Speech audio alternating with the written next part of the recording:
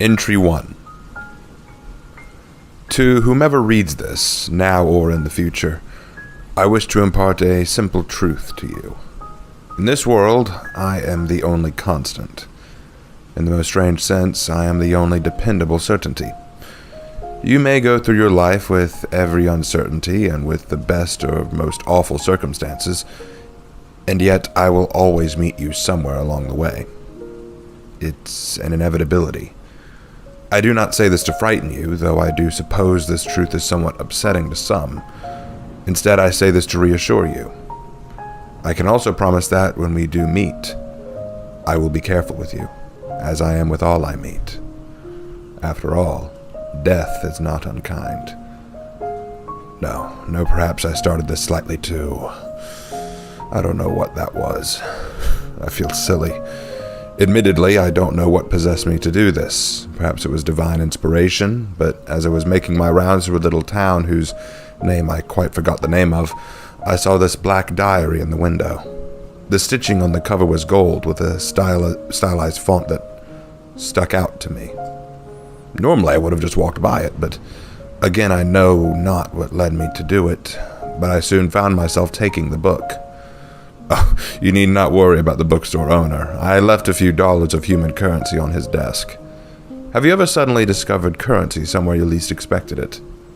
It might have been the work of a generous angel, but perhaps I shouldn't be giving away that information. Yet, what else is a diary for but giving away information? I've been sitting on this park bench just thinking on what to write in it, and I feel my fingers ache as I keep writing and rewriting. I held the notebook in my hand for almost an hour just trying to rationalize with myself why I picked this thing up in the first place. I stared at its first page so long I almost lost track of time and had to rush to my next appointment. I consider myself very punctual, you know.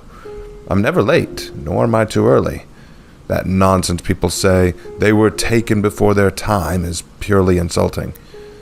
I always come at the appropriate time, whether they realize it or not. I have a schedule to keep, and I always keep it. Now it appears I'm rambling. It's my first entry, and I don't even know what I want to write.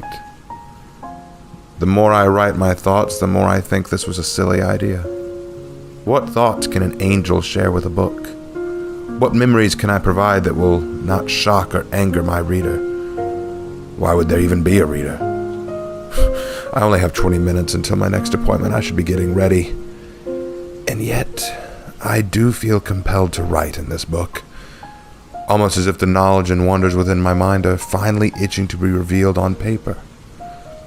But what does one say to paper? To no one in particular, and yet everyone willing to open the cover. How do you answer questions that have not been asked? How do you rant about thoughts and opinions to people who have not inquired for them? It's maddening, but also intriguing. I suppose this diary writing is not so different than how I'm perceived by the common human. I suppose there are things I'd like to say. Many things. Perhaps things I never thought I wanted to say or revisit. I've seen things, dear diary. I've seen things that would haunt the mind of a mortal man and break his spirit. I've witnessed suffering unimaginable, sights that are reminiscent of hell itself. I've witnessed the most atrocious and barbaric acts of man, and I've seen the horrors that mortal life offers. The more of these things I see, the more I see myself as a mercy. Why would humanity subject itself to this, and then be so blindly stupid as to wish for immortality? Immortality? For what end? To suffer like that longer? To live in the immeasurable agonies of war, famine, disease, murder, theft, and... No. I get too far ahead of myself. Disregard some of that, if you please.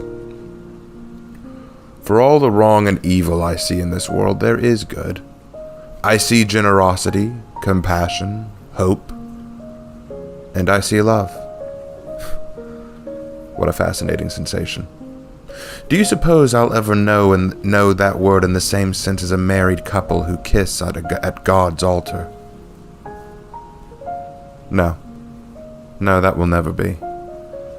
But it is beautiful all the same. I see children play and I smile.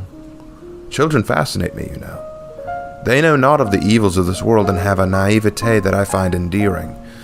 Of course, the more they grow, the more they learn, and soon they will be shaping the world and in turn be shaped by it. It's endlessly fascinating and entertaining to observe. I'll never have children. How can death create life? There's a paradox for you. Though if I truly am to write my honest thoughts in these pages, I confess that I wish I could have been a child. And I wish that I could have one. But neither is my fate.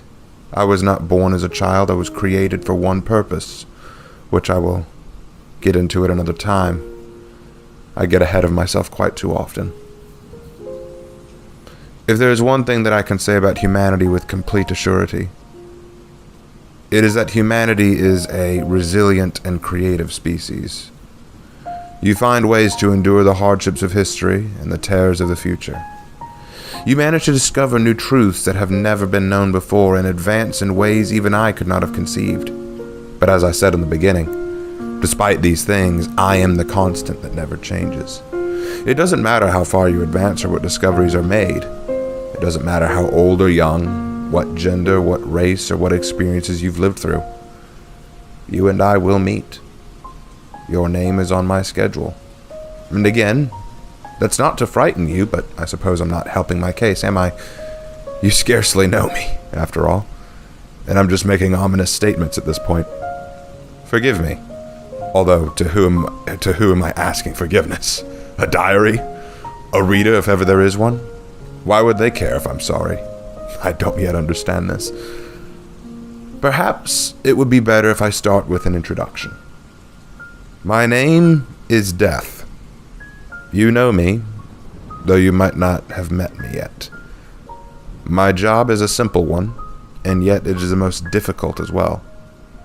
I do not kill, but merely collect the souls of those whose bodies have met their end on this mortal world. I then ferry them away to the next life. I'm afraid that's all I can share for now. I'll be late if I don't leave soon, and as I said, I am never late. This was a strange exercise, and perhaps in a few days I will return to this diary, write in it again. Though it is frustrating, it is also somewhat intriguing. I would be interested to share more in these pages, if for no other reason than to reminisce. And if you are reading this, well, perhaps knowing more about me will help you be more prepared to meet me. Until then, and sorry, again that sounded quite ominous. I should stop here. Sincerely, Death.